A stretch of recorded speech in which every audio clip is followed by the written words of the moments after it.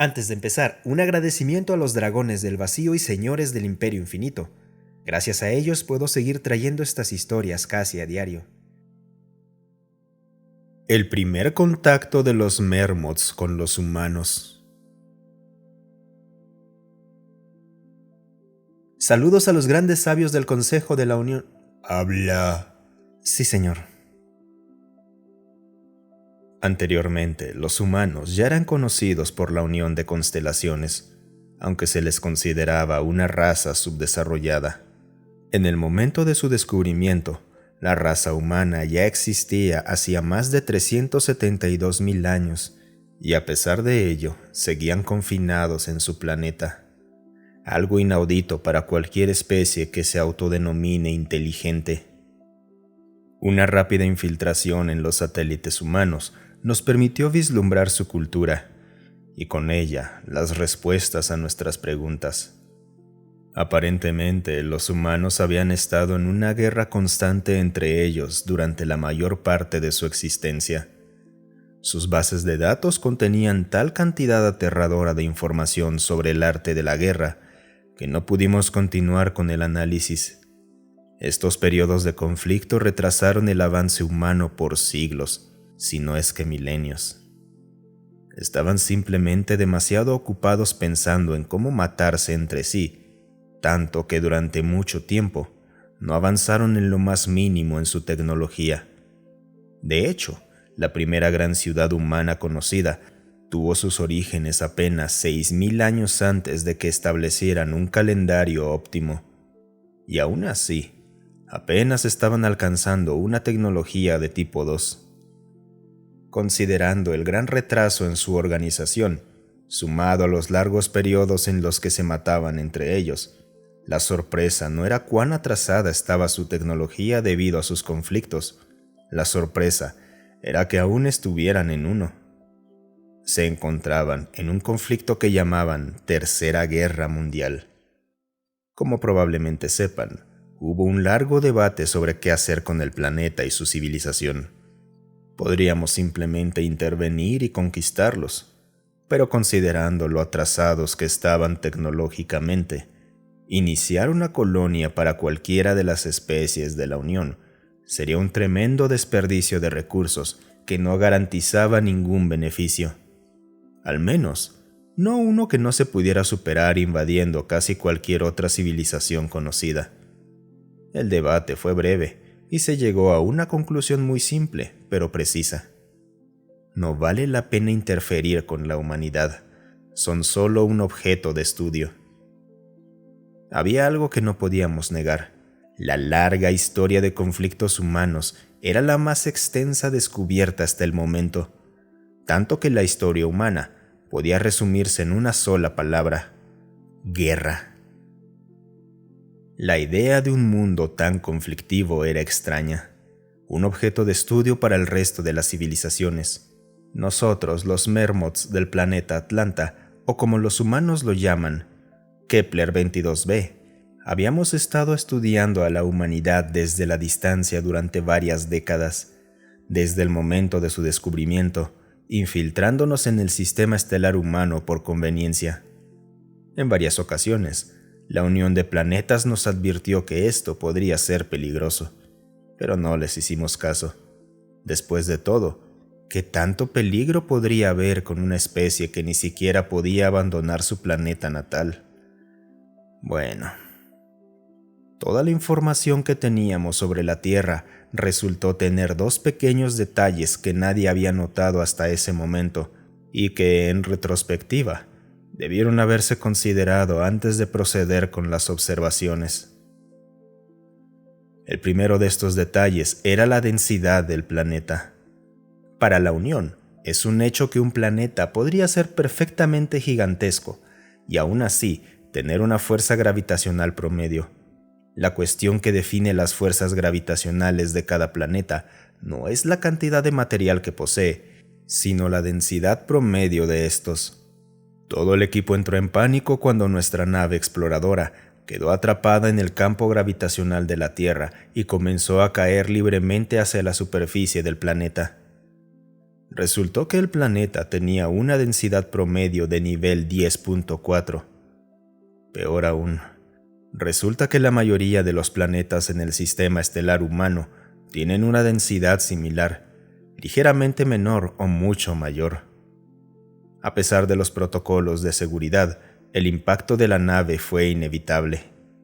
Chocamos directamente en uno de los campos de batalla de la actual guerra humana, en el territorio conocido como Rusia.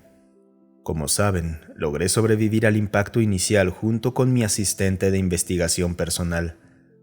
Pero en ese momento hubiera deseado haber muerto junto con el resto de la tripulación. La extrema gravedad terrestre impedía el movimiento. Por más que lo intentáramos, no podíamos levantar ni una sola de nuestras extremidades. El problema se agravó cuando los sistemas de nuestros trajes detectaron múltiples fallos internos en nuestros cuerpos. A pesar de los sedantes que nuestros trajes nos inyectaron automáticamente, el dolor era tremendo debido a la intensa presión, como si todo nuestro cuerpo estuviera siendo aplastado contra el suelo. Hasta ese momento, la máxima presión gravitacional que habíamos experimentado fue durante los viajes espaciales a velocidades de escala 2 o 3. Esto era similar. Lo último que recuerdo de aquella primera experiencia fue la llegada de soldados humanos, quienes lograron abrir las puertas de la nave. Al despertar, me encontré junto a mi asistente en una extraña habitación que solo puedo describir como un salón de estudios. Mencioné que había dos detalles que no tomamos en cuenta sobre la raza humana. El primero era la gravedad del planeta, y el segundo detalle era algo que debimos haber adivinado mucho antes. Verán, durante la larga historia de guerras humanas, resultó que se estudiaban entre sí con detalle, aprendiendo unos de otros en el campo de batalla. Si bien los humanos no poseían la tecnología más avanzada o algo superior a la tecnología de tipo 4, compensaban esa carencia con un conocimiento biológico envidiable. La tecnología humana estaba enfocada en dos cosas: cómo matar algo y cómo curar algo. Resultó que mi asistente y yo habíamos estado recibiendo tratamiento médico humano durante varios días. Nos habían escaneado con sus extrañas máquinas, habían comparado los resultados con cientos de especies de fauna del planeta hasta encontrar una estructura biológica similar y utilizaron esto como base para sanar la mayoría de nuestras heridas en muy poco tiempo. Por si tienen curiosidad, los humanos nos compararon con un animal conocido como un caballito de mar. ¿Quiénes son ustedes?, fue lo primero que nos preguntaron. ¿Cómo es que habla nuestro idioma? Analizamos su nave, encontramos patrones similares a varios de nuestros idiomas, así que no fue muy difícil descifrarlo. Así que, ¿cómo te llamas? ¿Dónde estamos? Por favor, responde mi pregunta. ¿Cómo te llamas? Sasaro. Es un placer conocerte, Sasaro. Yo soy la doctora Jane Doe. Eso fue muy preocupante.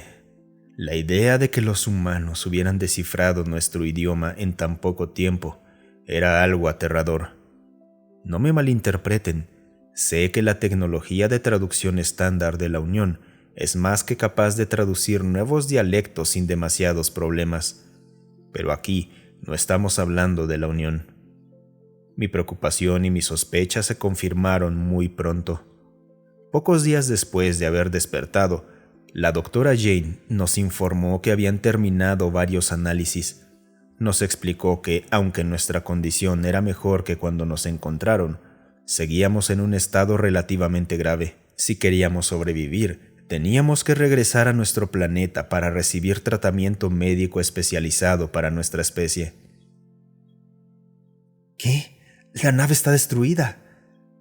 Terminamos las reparaciones hace unas horas. ¿Crees que puedas pilotarla? Pero la gravedad de este planeta, ya nos encargamos de eso.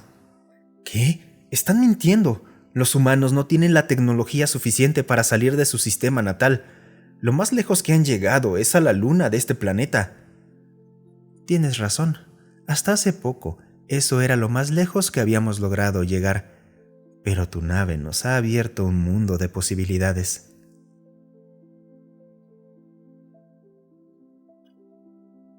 Pido disculpas al Consejo por mi error, un error que no creo poder reparar ni siquiera si ofrezco el exterminio de mi raza.